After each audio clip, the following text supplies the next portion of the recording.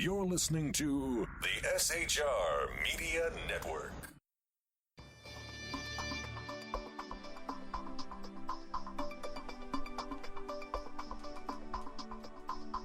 I'm Jason Miller. Tonight on the Evan Miller Report, the Iranian military advisor is killed near Iraq's Danish-held city in Ramadi. We'll have the latest report on tonight's program. Also tonight, Danish militants have been found filming torturing a Syrian boy. President Obama has warned China against throwing elbows in a recent sea dispute over in the South China Sea. Israel is accusing the UN of recognizing a Hamas-linked NGO. In U.S. news today, where Jeb Bush and Hillary Clinton differ on Social Security. And in our oddball news segment tonight, Turkey's President Erdogan is challenging the opposition to find his golden toilet seat. We have all those stories and more, plus Corey Evan.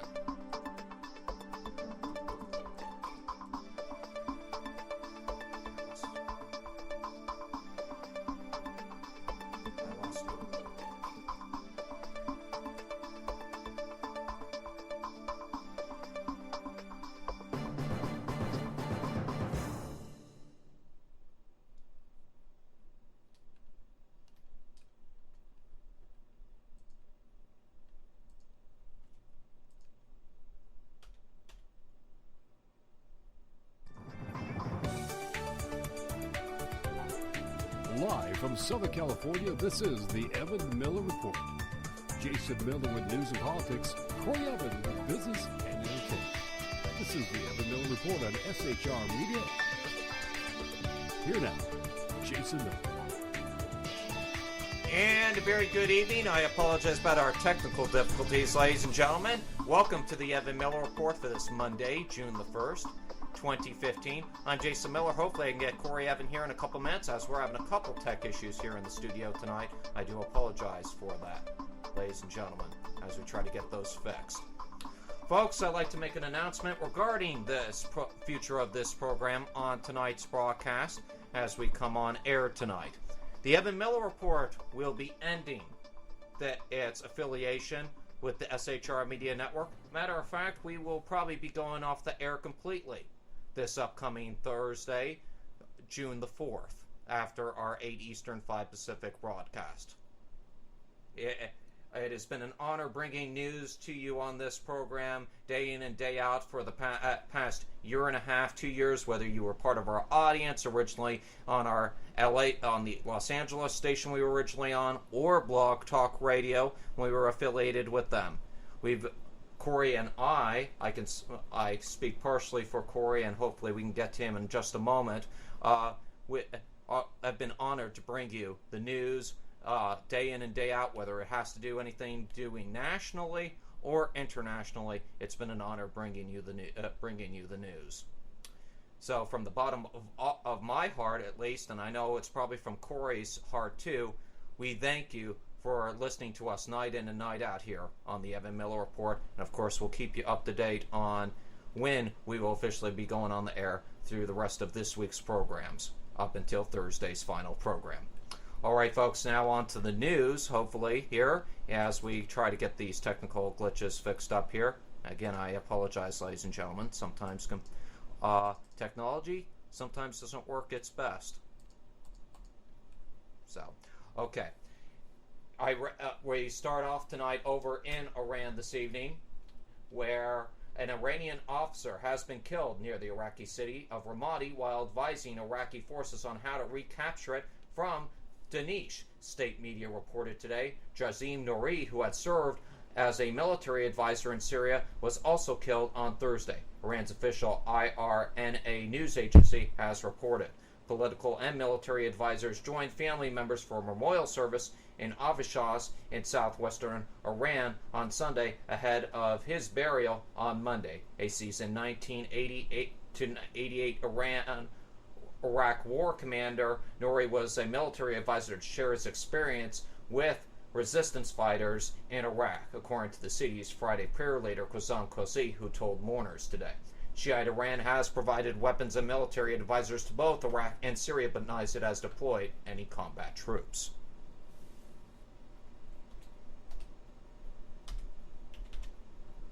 All right, folks, moving on to Syria.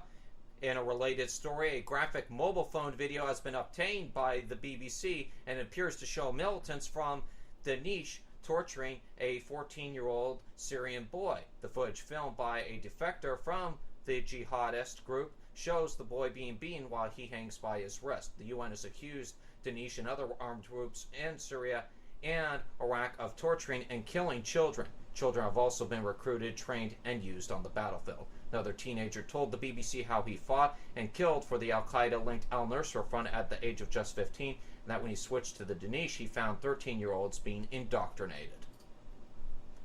To Israel now, where they have berated the UN today after it allowed a Palestinian non-government organization that it said is linked to Hamas to be heard at the world body. The UN Committee on Non-Governmental Organizations voted 12-3 in favor, with 3 abstentions, of recognizing the British-based Palestinian Return Center as a permanent NGO with access to the world's body's many fora. The Israeli mission to the United Nations said in a statement that the PRC promotes anti-Israeli propaganda in Europe and said that PRC members have ties to other organizations that transfer funds to Hamas. President Obama today weighed in on a territorial dispute that's been going on in the South China Seas the past 2 to 3 weeks, urging regional powers, particularly in China, to respect the law and stop throwing elbows. As several Asian regional powers face off over maritime borders, Obama warned about disregard for existing laws and to move away from establishing ways of resolving disputes.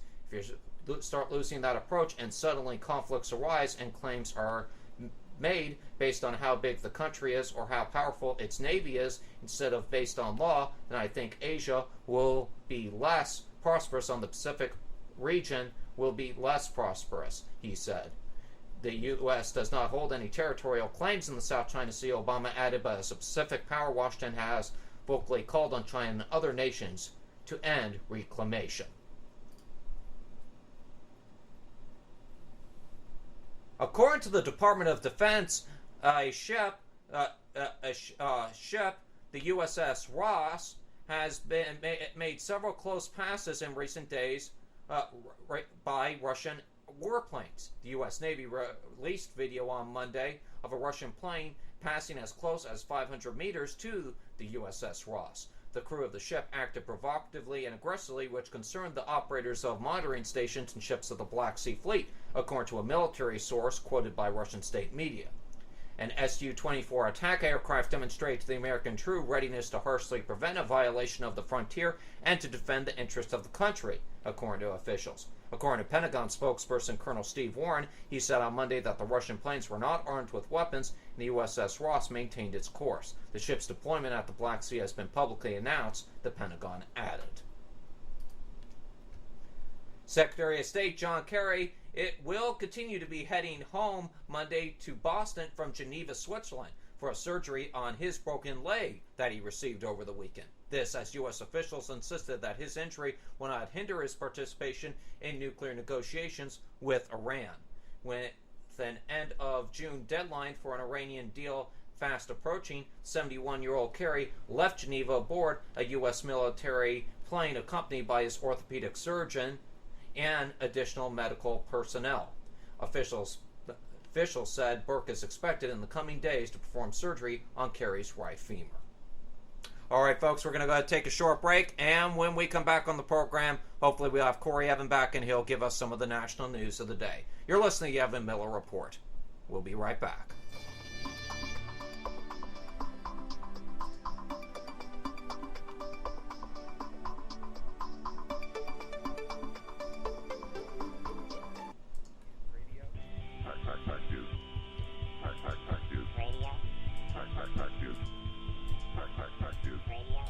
Radio.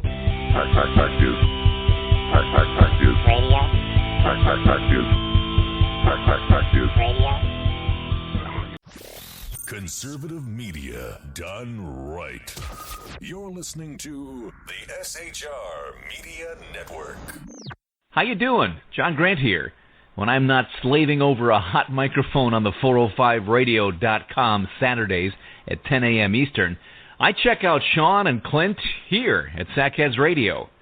We all appreciate the best political bloggers, writers, and commentators. We either get them on our shows or we make fun of them, as it should be. So check us out live Saturdays at 10 a.m. Eastern or forever on the podcasts on the 405radio.com. This is Tammy Jackson, inviting you to join me on the Tammy Jackson Show every Tuesday night at 7 p.m. Pacific on the 405radio.com. Put down that remote and tune into the show that covers politics, guns and the Second Amendment, religious liberties, sanctity of life, the military, and more. I host newsworthy guests and work hard to be a conservative radio show that's not like all the others. So save Tuesday nights at 7 p.m. Pacific for me, Tammy Jackson, on the 405media.com.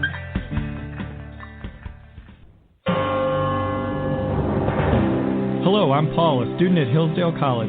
Here is my professor, Dr. Larry Arnn, on the separation of church and state. America's founders believed in the separation of church and state, in that the country was not to have an official religion or an official sect. But that did not mean that government was to be hostile to religion, or even indifferent to religion, as many today argue. In fact, America's founding document, the Declaration of Independence, includes both a reference to God as the author of the laws of nature and a confident assertion that human beings are endowed by their Creator with certain inalienable rights. Far from being hostile or indifferent to religion, America's founders understood the theology of the Declaration to be an essential part of the education of citizens. This Constitution Minute was brought to you by Hillsdale College. To join the national conversation on the Constitution, go to constitutionminute.org.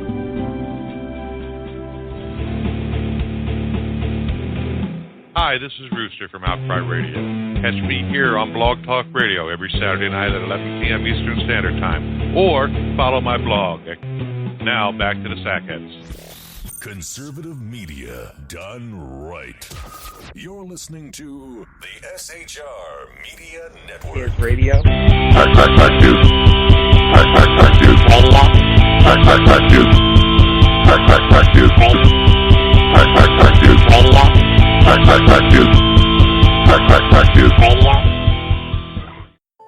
There are more than 3 million children in America's child protective and justice systems.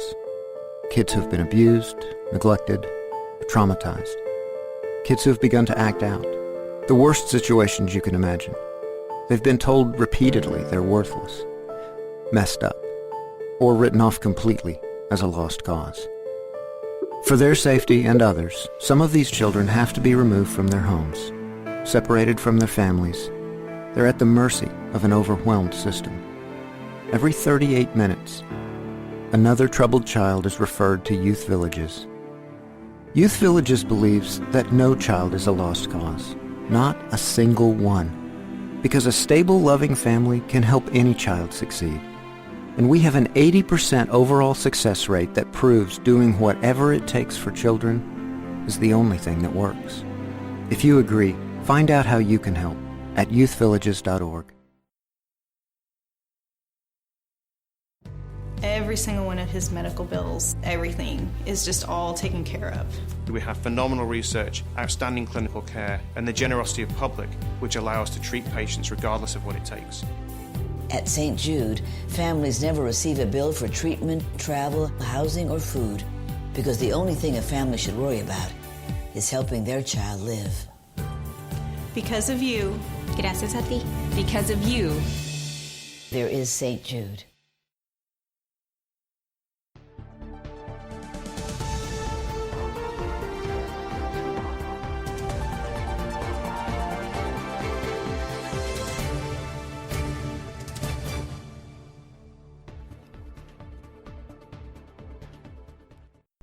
And welcome back to the Evan Miller Report. I'm Jason Miller. Corey Evan in just a moment with some of the national news tonight. And we apologize, ladies and gentlemen.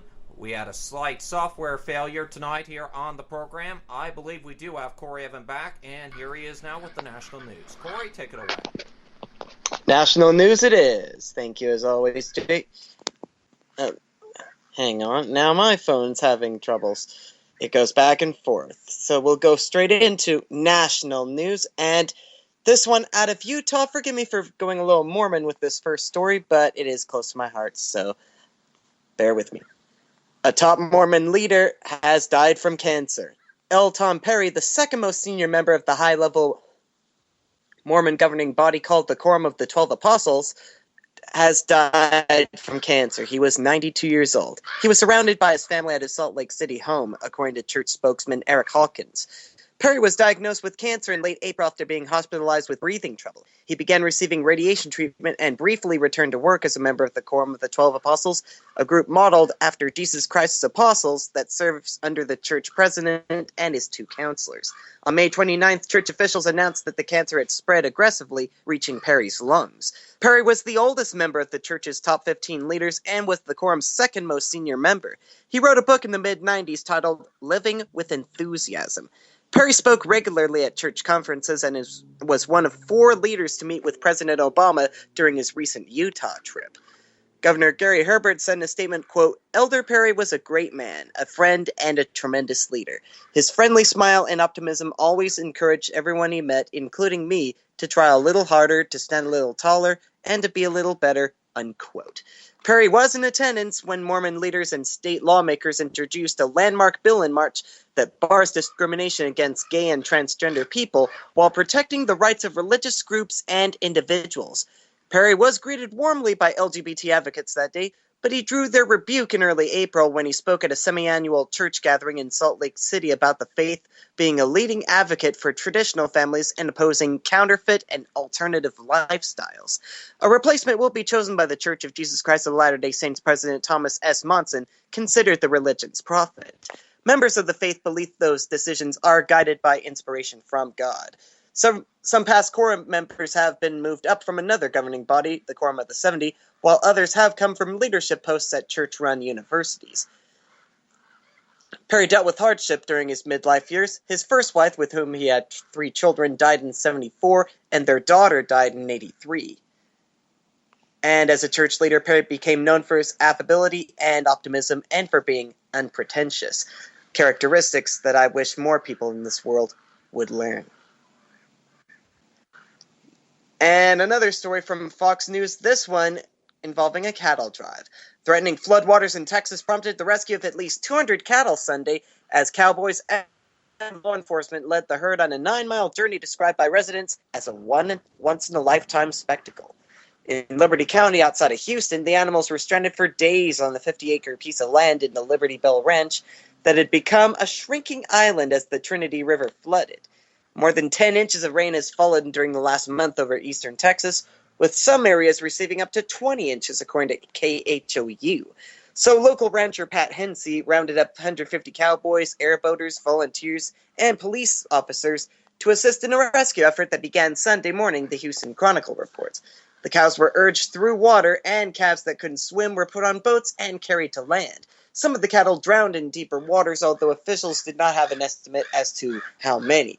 By the time the herd reached the town of Dayton, hundreds of people lined the streets to witness the event and take photos. Nearly 9 hours after the journey started, the cattle reached their stopping point at the CMC rail yards and will stay there until floodwaters recede. At that point, the cattle will be transported back to the ranch by trailer, where they will indeed be finding angry birds surrounding the dead ones, unfortunately. But it's just part of the territory, I guess.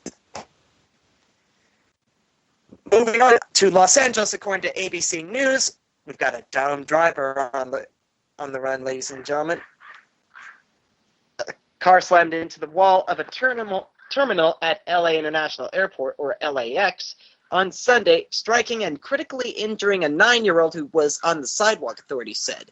The driver was dropping off a passenger at Terminal 7 before 5 p.m. when authorities said he confused the gas pedal with the brake. Oh dear, he got the pedals muddled up. The 9-year-old was on the curb with her mother and siblings when she was hit. She was rushed to hospital and remains in critical condition.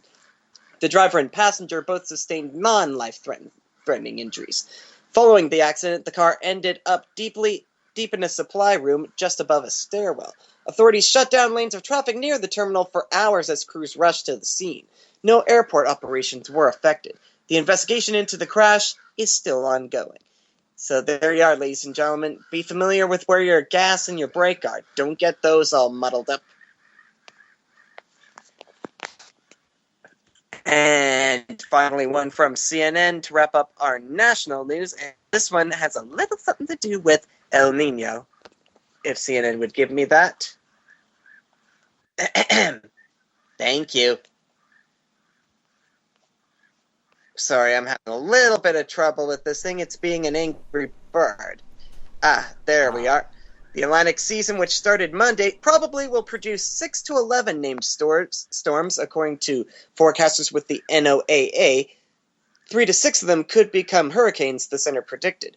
Both estimates are below the median, about 12 named storms and 6.5 hurricanes, according to Colorado State University's Tropical Meteorology Project. What could hold hurricane formation back? That would be warm waters in the ocean to the west, said Jerry Bell, NOAA's lead hurricane season forecaster. The phenomenon known as El Nino is back this year. The event, involving the warming of water in the equatorial Pacific, increases strong wind shear in the Atlantic. That reduces the intensity of tropical storms and hurricanes and prevents other systems from becoming powerful enough to be given names. The outlook does not predict how many storms will hit land. But, according to one official, the forecast shouldn't lull people into coastal areas.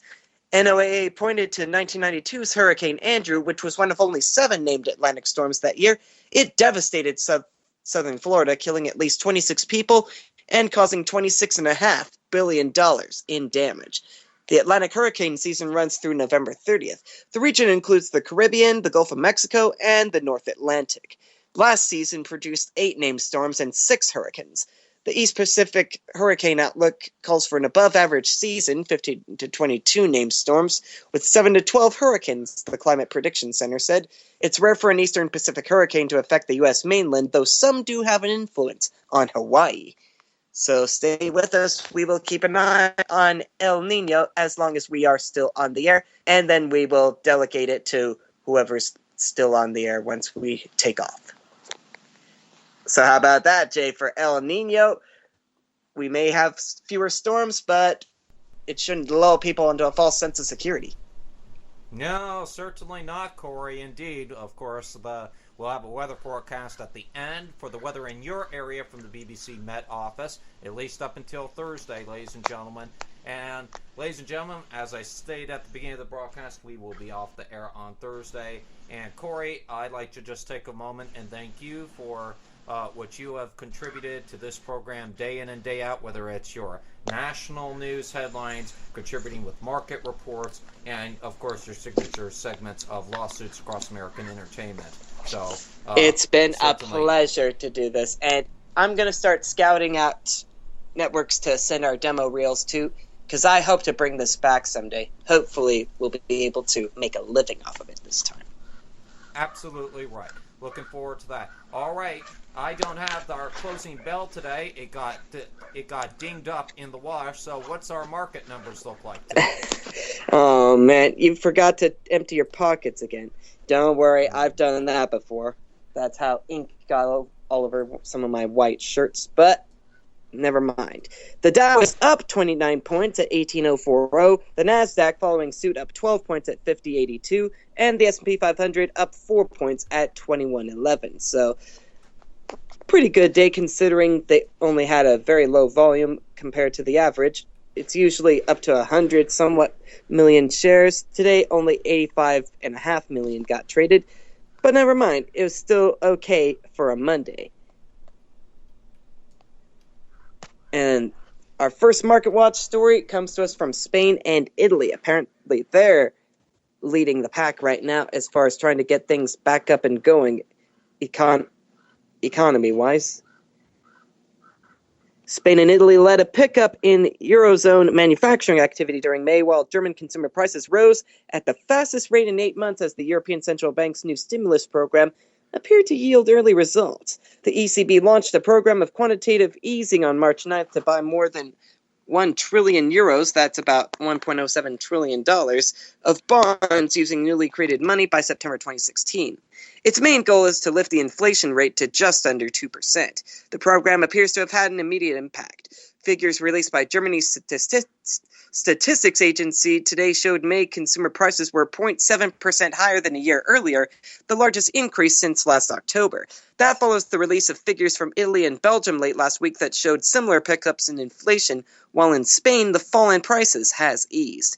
Economists expect that figures to be released by the EU Statistics Agency on Tuesday will record a 0.2% rise in Eurozone prices from May of 2014, the first increase since November. And next up from ABC News, consumer spending a little bit lackluster. U.S. consumers held back from spending more in April, deciding instead to channel income gains into savings. Consumer spending was flat in April, the weakest performance in 3 months, after a revised 0.5% increase in March. This according to the Commerce Department today. The March advance had been the biggest gain since last August. Personal income rose a healthy 0.4%. The unchanged reading for consumer spending in April had been expected given weakness previously reported in retail sales and auto sales for the month. Economists, however, forecast that spending will rebound in coming months. Solid gains in employment and incomes should translate into more confident consumers who are willing to spend more.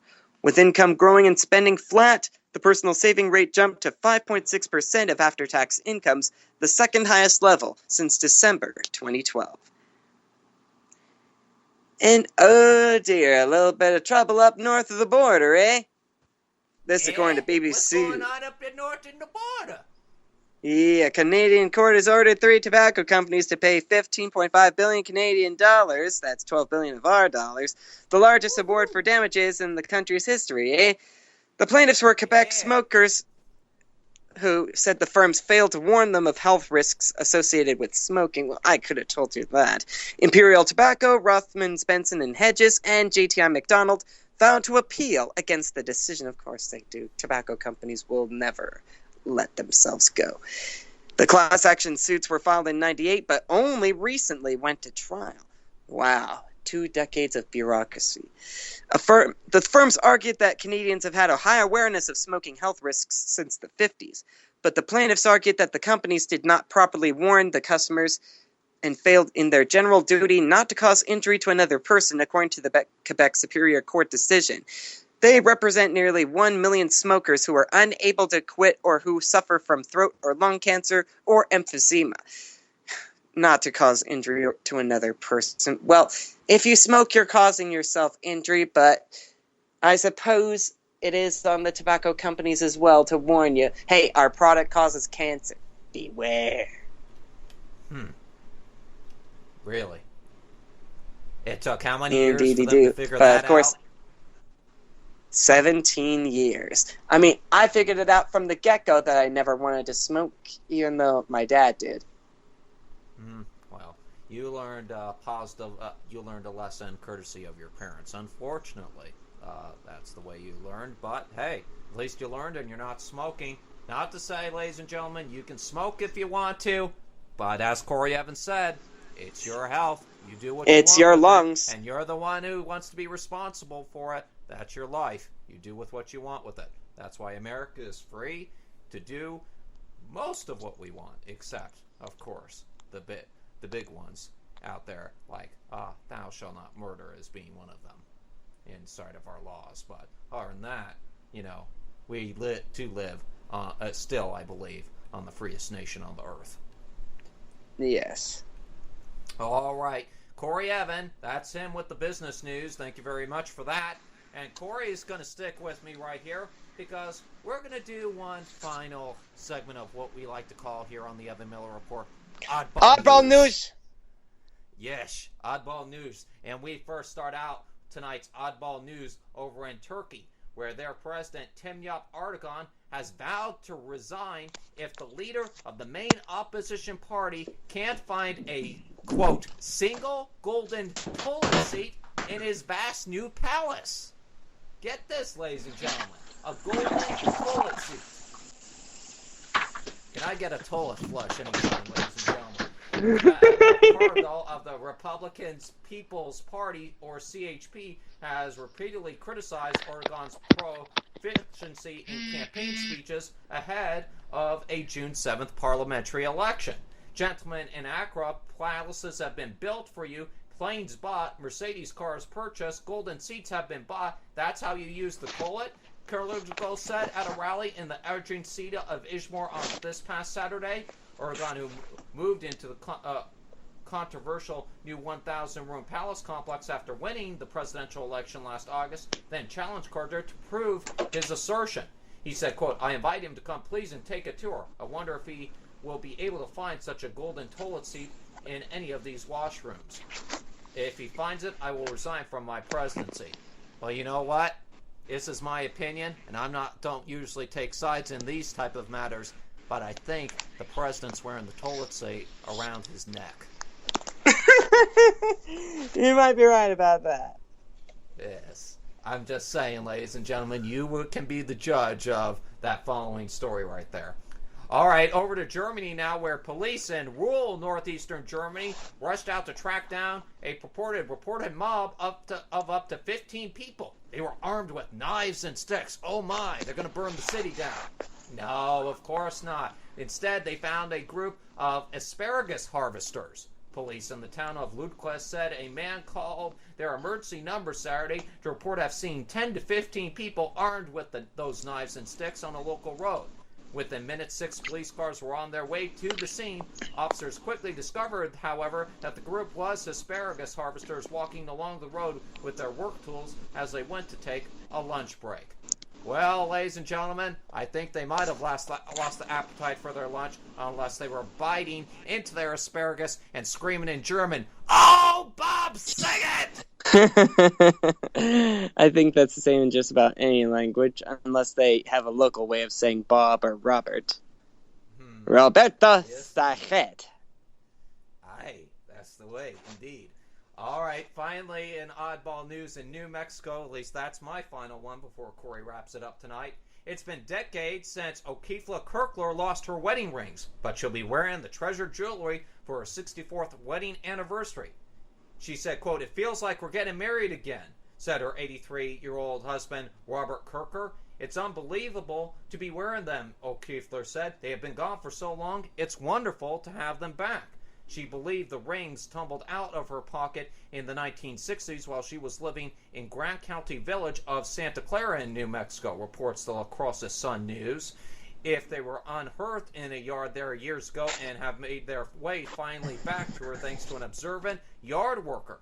One step away, sharp memory, and her daughter's persistence. Kirker had a habit of taking matching white gold and diamond rings off and wrapping them in tissues while she cooked, placing the tissues in her pocket. "I said, be more careful with your rings or you'll lose them," said her husband, Robert.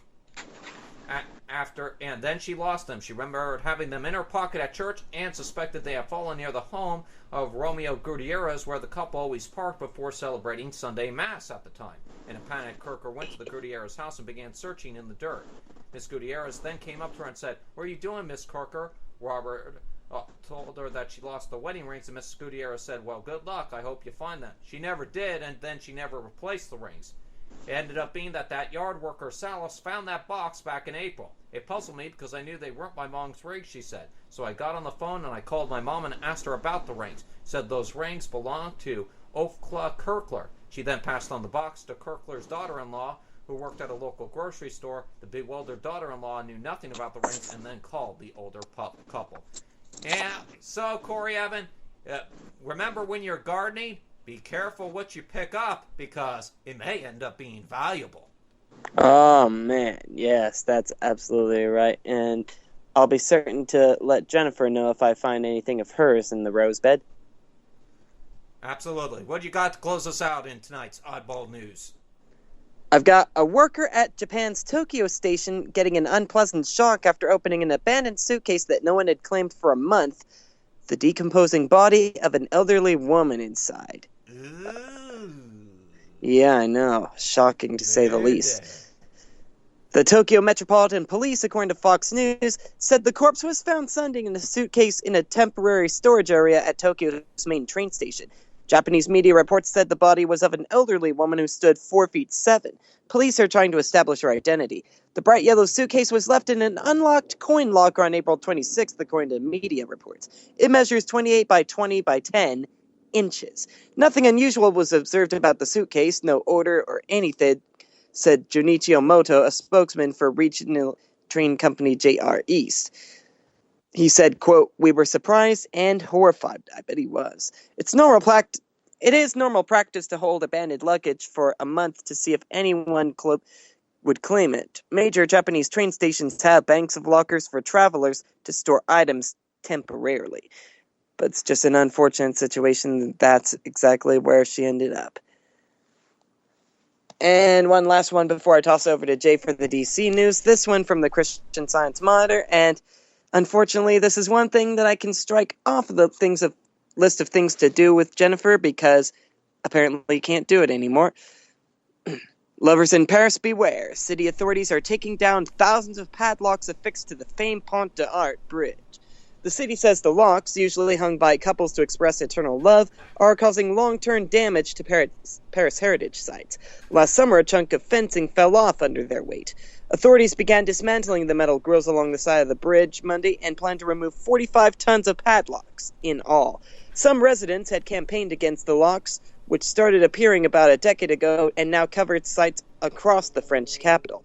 As the Monitor reported last year, the group calling itself No Love Locks was started by 2 Americans to raise awareness of the danger that the fad represents. They say from Pont d'Art, the trend is spread across Europe and the world.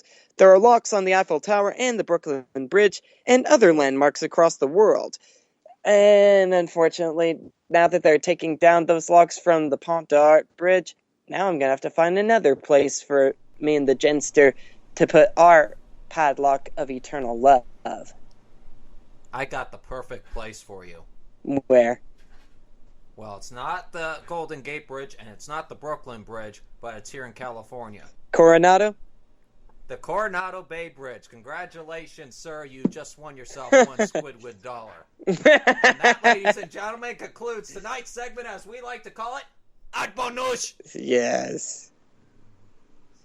And now take it away for... Yeah, you do that, and take us to DC.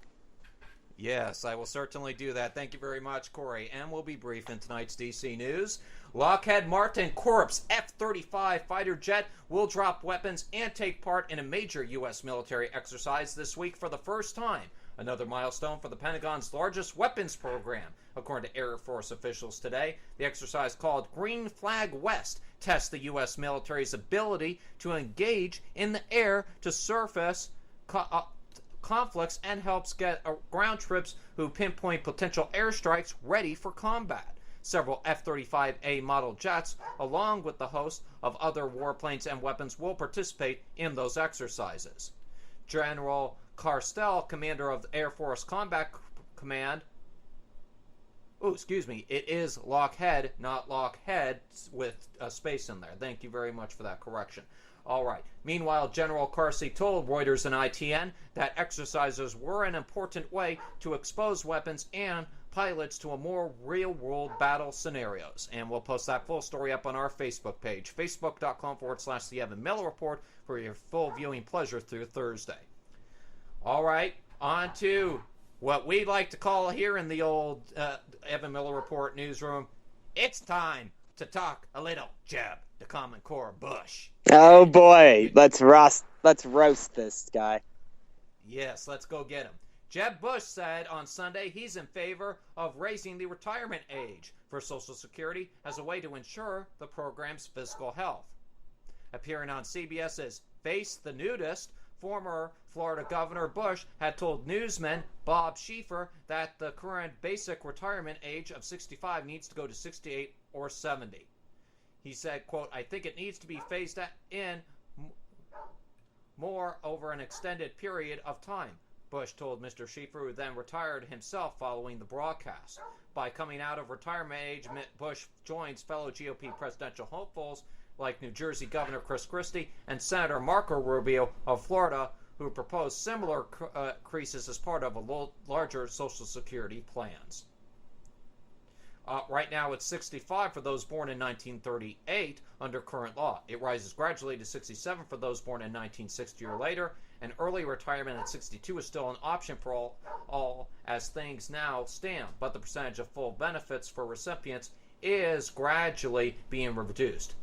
Meantime, Hillary Clinton, who is running for president on the Democratic side, said, quote, "Thus there's a submissive divide opening here with likely Democratic with her," she said. She has positioned herself on the other side of the issue, insisting these Republicans are just wrong for wanting to make major changes in something Americans depend on for retirement security. Clinton hasn't yet been specific about what she might do to bolster the system's finances if elected, but her rhetoric implies that she looks askance at upping the retirement age.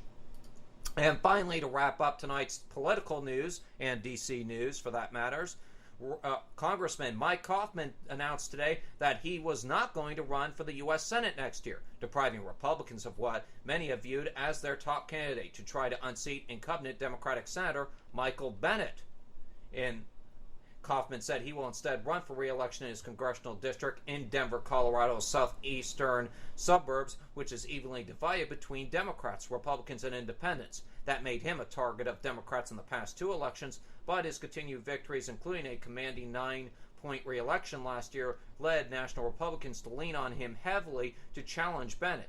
Meanwhile, Senate Majority Leader and BS artist Mitch McConnell had breakfast with Coffman late last month to discuss a possible run for Senate. Coffman, who is a Marine Corps veteran, said in a statement, quote, "They want to focus on the community woes of the Veterans Administration Hospital project still in his district." And he said, quote, "I have decided to seek re-election in the House so that I may continue my mission to clean up the VA, where my position as chairman of the House Veterans Oversight and Investigation Subcommittee has allowed me to shine a light on the culture of bureaucratic incompetence and corruption." You know what? I don't often want to start agreeing with politicians, but good job for Congressman Coffman for sticking to his guns and actually finishing his job of what he's supposed to do as congressman and what he promised the people to do in his district, hopefully, and leave it to someone else, hopefully better in the party, to run for that Senate seat. So good on you, sir. We're glad that you did that. On that note, ladies and gentlemen, it is time for tonight's Lawsuits Across America. And now it's time for Lawsuits Across America. The cases are real. All rise for the Honorable Corey Evans. Thank you as always, Pat. Ladies and gentlemen, please be seated and come to order. Lawsuits across America for this Monday are now in session. First item on the docket. A West Virginia parent of an aspiring veterinarian filed a lawsuit on May 12th alleging local, state, and federal officials propagated a religious faith by teaching his daughter evolution. This from the Huffington Post. In the lawsuit, the man petitions the U.S. District Court to declare the policy of evolution unconstitutional. The complaint, which was obtained by the National Center for Science Education, names the Jefferson County Board of Ed, West Virginia State Superintendent Michael Martirano, I think that's how you pronounce it, the National Institutes of Health Director Francis Collins, and U.S. Secretary of Education Arne Duncan as defendants. Ooh, taking on Arne Duncan. Let's dunk that guy. Plaintiff Kenneth Smith of Harper's Ferry, who represents himself, stated his daughter was taught a faith-based evolutionary ideology that just doesn't exist and has no math to back it. Due to this, Smith argued his daughter's ability to enter college and obtain a good job in economic security in the veterinary field is compromised. Smith's lawsuit doesn't note his daughter's age, though I'm sure that no matter how young or old she is, she's probably got some sort of mental scoring from the Common Core. So, obviously, the theory of evolution is the least of our problems right now. At least, that's the theory. You see what I did there? Moving on, according to NJ.com, a man arrested in Newark, New Jersey for failing to pay his child support has filed a federal suit against Essex County, claiming it's illegal for jail officers to strip search those accused of minor crimes like trespassing and drink driving. Lazaro Sanchez filed the suit on behalf of himself and thousands of others who his lawyers say have been illegally strip searched after being arrested for lesser offenses. Sanchez was arrested last in September of 2013 on family law charges of willful non-support, the lawsuit claims. He was strip-searched in view of other detainees, even though officers had no reason to suspect that he possessed drugs, weapons, or contraband. A spokesman for Essex County could not immediately be reached for comment. Of course, he's going to sue. He's just trying to get some more money so he can afford his alimony payments. It's just like them, I'm afraid. It's baloney. It doesn't make any sense. Yeah, at least that's my first impression of that thing. If it turns out I'm wrong, then I'm wrong, but show me the evidence and then I will go over it again. Next up from the AP, Iowa courts are now being asked to clean up a messy neighborhood dispute over a dog that included one couple sending a quart of cow manure in the mail to another couple. I'm wondering... I wonder why the mailman didn't smell it. Kimberly and Carlos Capdevila filed a suit claiming that Mary Alpert and Stephen Rowland are defaming them and interfering with their insurance business. The Capdevilas lawsuit is a response to a lawsuit Alpert and Rowland filed earlier this year, asking a judge to order the Capdevilas to silence their barking dog and stop harassing them. The Burlington couples have been sparring at least since 2010. Kimberly Capdevila has said she paid a website to send the manure in December as a practical joke. She faces a misdemeanor charge of third-degree harassment, and that case is still pending in court. If convicted, she could face up to 30 days behind bars and a $625 fine. Rowland said he initially mistook the manure for a 3-pound package of sprouted flour he had ordered, but he didn't realize it until he opened it. In the lawsuits, both couples are seeking monetary damages. Rowland and Eipert say the Capdevilas' Great Pyrenees barks continuously. Police have investigated the complaint several times but haven't cited the Capdevilas. In response, the Capdevilas said in their lawsuit that their neighbors' complaints and comments are hurting the American family insurance franchise they have in Burlington. And ladies and gentlemen, I just have one thing to say to both the Capdevilas and the Rowlands and Eiperts. Yes, I said it, Jay. And on that note, I declare today's lawsuits across America case dismissed, saying, good grief! And good riddance to bad rubbish. You betcha. And now on to entertainment, and our first story is Tracy Morgan. This coming to us from Fox News. An emotional Tracy sat down for his first interview since the 2014 crash last June that took the life of his fellow comedian James McNair. Morgan expressed that he was in awe that he was able to speak with Matt Lauer and beyond today after the extensive injuries and the recovery process he has been through. He said, I can't believe I'm here. I can't believe I'm in front of you. Just seeing the tragedy that happened, it just touches me, he said. Well, I hope Matt Lauer didn't touch you, Mr. Morgan. But at any rate, he revealed when he woke up after the crash, he was in the hospital and he had come out of a coma. His fiancée told him that his friend had died in the crash. The limo bus that Morgan was traveling from was hit by a Walmart truck that was traveling over the speed limit. There were reports that the driver of the truck had fallen asleep behind the wheel, and Morgan recently settled with the Superstore. He explains that he's still struggling with the injuries he suffered during the crash. Morgan walks with a cane, and he has visible scars on his head from the head trauma he suffered. He said he has no recollection of the crash. And he was nearly brought to tears, although I'm sure that Mr. Lauer did indeed make him cry. At least I wouldn't put it past him. You know why? It's all it's all that shiny light coming off his bald head. Yes, he has been going more and more bald over the years, hasn't he? Yeah, it's that shining stuff he puts on the bald head. The lights from NBC's Lights in the Studio cause a burning sensation that is reverting across the nation. Hey, Mr. Lauer, can I have a jar of that stuff? Thank you. A man convicted of stalking actress Mila Kunis escaped from a Pomona, California mental health facility over the week. Pomona! I'm warning you! I'm from Pomona! I'm coming after you! They ticked off Corey! Don't tick off Corey about Pomona, ladies Yeah, and gentlemen. that's where I was born. Pomona, he'll make sure you're buried in Pomona. Yeah, Pomona Cemetery, I assure you. Stuart Lynn Dunn left the facility on Saturday evening, according to LA County Sheriff's Lieutenant Martin Rodriguez, according to NBC Los Angeles. Dunn has been arrested multiple times on suspicion of stalking the actress, NBC reported. Rodriguez said that Kunis has been notified of Dunn's escape. He was ordered to stay away from Kunis after he made phone calls seeking her personal info and broke into and briefly lived in a vacant home the actress owned, the LA Times reported in 2012. He was sentenced to 60 days in jail and 3 years probation. Well, I think he's just violated his probation. Yeah. At any rate, Dunn was arrested after he tracked Kunis to her local gym, forcing her to hide in her vehicle until police arrived, according to the New York Daily News. So, ladies and gentlemen, even the stars have their really bad stalkers. Beware of Mr. Dunn. And a little advice for Miss Kunis. Maybe it's time to bring those spiked high heel shoes. They may come in handy. Bring your cleats. That's what she should be bringing, Jay. I know, but if she does have the spiked heels, they may just work just as well, because you will draw his blood. Yeah, through his nose, but I digress. And Spanish pop star Enrique Iglesias is seeking treatment after a drone cut his hand during a Saturday concert, according to CNN. Iglesias continued... shot?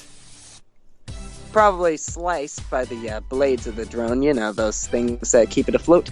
Anyway, Iglesias continued the show with his hand bloodied and bandaged. Pictures and video from the event show him smearing his blood on his t-shirt in the shape of a heart. Wow. Talk about your bleeding love. Sorry, Leona Lewis, I just had to borrow one of those.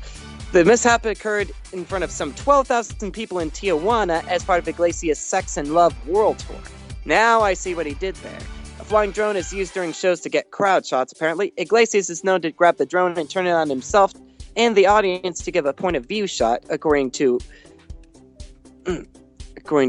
his publicist Joe Bonilla. Saturday was one of those days. Technical directing school. I think I like this guy. Just if he can control the drone a little bit better, I think he may be able to get a future retirement job when his voice goes over at WABC in New York. Maybe you're right, but in the meantime, Mr. Iglesias, you might want to tone down some of your material. Just saying. And over at the box office, San Andreas was number one over the weekend, according to CBS News. And as soon as this loads... Yeah, you're stupid thing. Sorry, Jay, it's being a stupid piece of pig. So I will go with our Rotten Tomatoes source to tell us that, months ago, it brought in $53.2 million over the weekend. It was Johnson's biggest debut for a non-sequel at the top box office. And it was followed, of course, by Pitch Perfect 2 with $14.8 million, and Tomorrowland in number 3 by only $500,000. As in, it brought in $14.3 million. It was $500,000 behind second. But at any rate, enough with my technicalities. That's your entertainment report for today. Hope to entertain you again tomorrow. Till then, I'm Corey Evan. Take it away, Jay. Thank you very much, Corey. Corey Evan with tonight's entertainment report. And ladies and gentlemen, we thank you very much for joining us tonight, and we will be back tomorrow, same time, same place at 8 Eastern, 5 Pacific, right here on the SHR Media Network. And coming up next now on the Evan Miller Report is the weather with the BBC's Chris Fox for your neighborhood here in the United States. Up next after that, the news from the SHR Media Newsroom. Good night, everybody.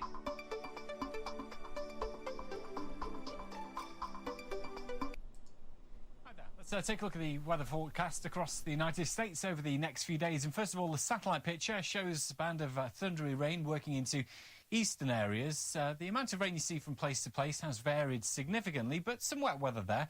And it's a similar picture too on Tuesday. Meanwhile, further west across Nebraska through North and South Dakota, we're going to see some severe storms breaking out on Tuesday with a risk of some very large hail and also the potential for a tornado or two, particularly as we head towards Tuesday evening time, perhaps for the first part of the night as well.